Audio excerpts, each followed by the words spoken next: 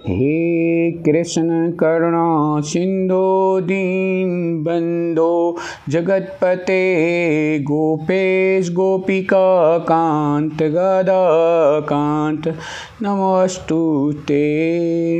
अर्थात हे कृष्ण, आप दुखियों के सखा तथा सृष्टि के उद्गम हैं। आप गोपियों के स्वामी हैं तथा गाधा गानी के प्रेमी हैं। मैं धूल का कण आपको सादर प्रणाम करता हूँ प्रभु। भक्तों, मैं आपको सादर प्रणाम करता हूँ। आज हम आ चुके हैं राजमंड्री इस्कॉन में, जो कि आंध्र प्रदेश में गोदावरी नदी के पवित्र तट पर स्थित है। यहाँ पे काउ शेड भी है, देखिए आप, पंखे भी चलाए हैं और इनके लिए रहने की व्यवस्था की गई है। गौ माताएं चारा ग्रहण कर रही हैं। अद्भुत है। और इस्कॉन का कलर कुछ अलग दिया गया है, तो उससे भी ये अलग ही नज़र आता है, दूर से ही नज़र आता है। बहुत ही मंत्रमुग्ध कर देने वाला है।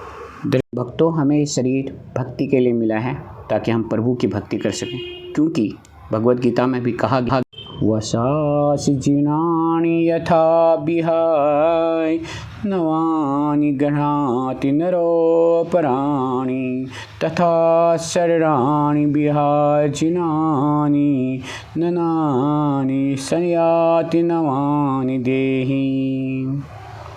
अर्थात जिस प्रकार मनुष्य पुरानी वस्तुओं को त्याग कर नए वस्त्र धारण करता है, उसी प्रकार आत्मा पुराने तथा व्यर्थ के शरीरों को त्याग कर नवीन भौतिक शरीर धारण करते।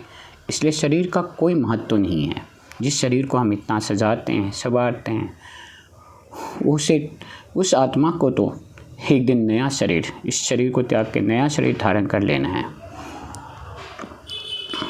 तो भक्तों, अभी ये अंदर से देख गए हम इस्कॉन को। अद्भुत है। ऊपर में भी बालकनी गैलरी बनी हुई है, अभी बंद है।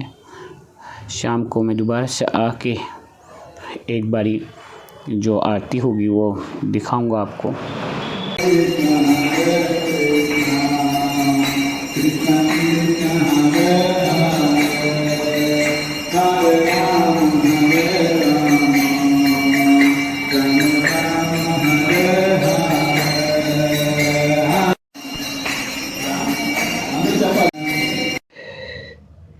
इस इस्कॉन में जो परिक्रमा पथ है वो ऊंचाई एलिवेटेड है और उसमें हर जगह भगवान के 10 अवतारों के इस तरह के गुंबद टाइप के बने हुए हैं। अभी मैं आपको एक एक करके दिखाता हूँ उन अवतारों को। और इस पूरी परिक्रमा पथ से इसी तरह भगवान श्री कृष्ण के भी परिक्रमा कर लेते हैं हम लोग भी। देखिए, अद्भुत है, अति सुंदर है। आप देखते जाइएगा। ये देखिए,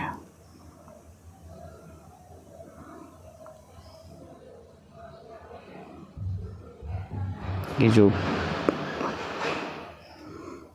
गुंबद बने हैं, इसमें प्रभु के 10 अवतारों का वर्णन है, जैसे आपको यहाँ नजर आ गया। नरसिम्हा अवतार है, माँ लक्ष्मी के साथ विराजमान है प्रभु। तो जिस आत्मा के बारे में बात कर रहा था, तो वो तो निश्चित है कि आत्मा अजर अमर है। वो शरीर परिवर्तन करेगी और अच्छे कर्मों के बाद अच्छा शरीर प्राप्त होगा। तो श्रीमद् भगवद गीता उसको आत्मा के अजर अमरता के बारे में इस प्रकार बात करते। नैनं छिदन्ति शस्त्राणि नैनं दहति पावकः न चैनं कलिदन्ति आपो न शोषित मारुतः। अर्थात यह आत्मा न तो कभी किसी शस्त्र द्वारा खंड खंड किया जा सकता है, न ही अग्नि द्वारा जलाया जा सकता है, न जल द्वारा भिगोया या वायु द्वारा सुखाया जा सकता है। यानी आत्मा अजर अमर है। आत्मा अजर अमर है तो जन्म और मृत्यु का ये चक्र तो निश्चित रूप से चलते रहेगा। इसी बात की बताते हुए श्रीमद् भगवद गीता में लिखा है, जातस्य हि ध्रुवो मृत्युध्रुवं जन्म मृत्युस्य च तमास्मतम् अपिहार्यर्थे न तोम शोचितुम मह्यर्षि। अर्थात जिसने जन्म लिया है उसकी मृत्यु निश्चित है और मृत्यु के पश्चात पुनः जन्म भी निश्चित है। अतः अपने अपरिहार्य कर्तव्य पालन में तुम्हें शोक नहीं करना चाहिए। जो तुम्हारा कर्तव्य है उसे जरूर करना चाहिए। जिस योग्य तुम हो, जिस कार्य के लिए मैं प्रभु ने इस संसार में लाए हैं उसे जरूर करते रहना चाहिए। अब जन्म लिया है तो मृत्यु भी निश्चित है, लेकिन आत्मा अजर अमर है। आत्मा अजर अमर है, वो पुनः जन्म लेगी और नया शरीर धारण करेगी। ये बात हम भगवद गीता में पढ़ चुके हैं और समझ चुके हैं। लेकिन संसार क्या करता है, संसारिक व्यक्ति क्या करता है? सांसारिक भौतिक पदार्थों को एकत्रित करता है और इंद्रिय भोगों के प्रति आसक्त रहता है। तो इसके बारे में भी भगवद गीता में कहा गया है कि ऐसा व्यक्ति तो उसमें तो भक्ति हो ही नहीं सकती, भक्ति का निश्चय हो ही नहीं सकता उसके मन में, ऐसा बोला गया है। मैं उस श्लोक को पढ़ रहा हूँ। भोगेश्वर्य परसक्तानां तयापेतचेतसां व्यवसायात्मका बुद्धिः समाधो न विधीयते। अर्थात जो इंद्रिय भोग तथा भौतिक ऐश्वर्य के प्रति अत्यधिक आसक्त होने से ऐसी वस्तुओं से मोहग्रस्त हो जाते हैं और उनके मनों में भगवान के प्रति भक्ति का दृढ़ निश्चय नहीं होता है।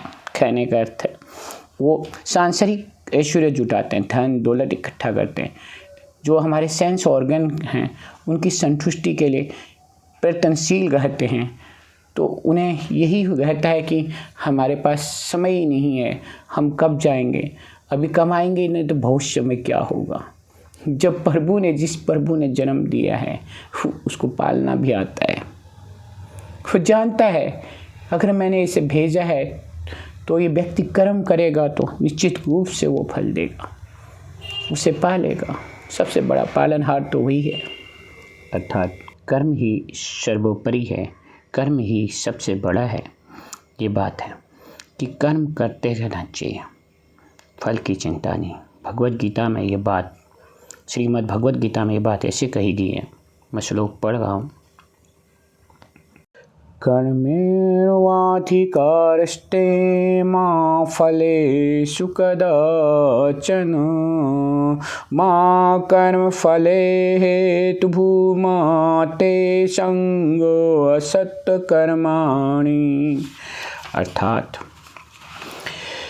तुम्हें अपना कर्म करने का अधिकार है, किंतु कर्म के फलों के तुम अधिकारी नहीं हो। तुम न तो कभी अपने आप को अपने कर्मों के फलों का कारण मानो, न ही कर्म न करने में कभी आसक्त हो।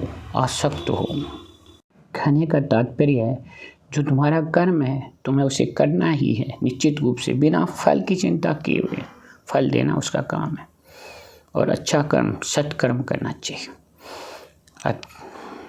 It means you have a right to perform your prescribed duty, but you are not entitled to the fruits of action.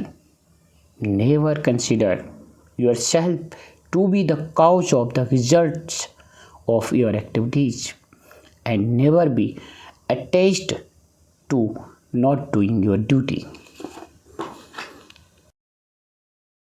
क्यों जरूरी है, इसके इम्पोर्टेंस के बारे में भी श्रीमद् भगवद गीता में लिखा है, बताता हूँ। बुद्धियुक्तो जयातिह उभे सुकृतदुष्कृते तस्मा योगायुजस्य योगः कर्मस्य कौशलम्। अर्थात भक्ति में संलग्न मनुष्य इस जीवन में ही अच्छे तथा बुरे कार्यों से अपने को मुक्त कर लेता है। अतः योग के लिए प्रयत्न करो, क्योंकि सारा कार्य कौशल यही है। It means a man engaged in devotional service rids himself of both good and bad actions even in this life. Therefore, strive for yoga, which is the art of all work. कर्मज्ञं बुद्धियुक्ता हि फलं त्यक्ता मनीषिणः जन्मबन्धविनिर्मुक्ताः पदं गच्छत्ययानम्। अर्थात इस तरह भगवत भक्ति में लगे रहकर बड़े बड़े ऋषि मुनि तथा भक्तगण अपने आप को इस भौतिक संसार में कर्म के फलों से मुक्त कर लेते हैं। इस प्रकार वो जन्म मृत्यु के चक्र से छूट जाते हैं और भगवान के पास जाकर उस अवस्था को प्राप्त करते हैं जो समस्त दुखों से परे है। तो मनुष्य को भक्ति की तरफ अग्रसर रहना चाहिए। मनुष्य जन्म ही हुआ इसीलिए ताकि हम भक्ति करें।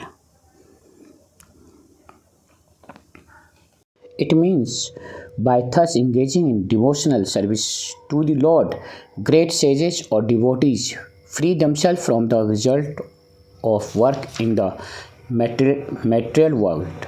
In this way, they become free from the cycle of birth and death and attain the state beyond all miseries.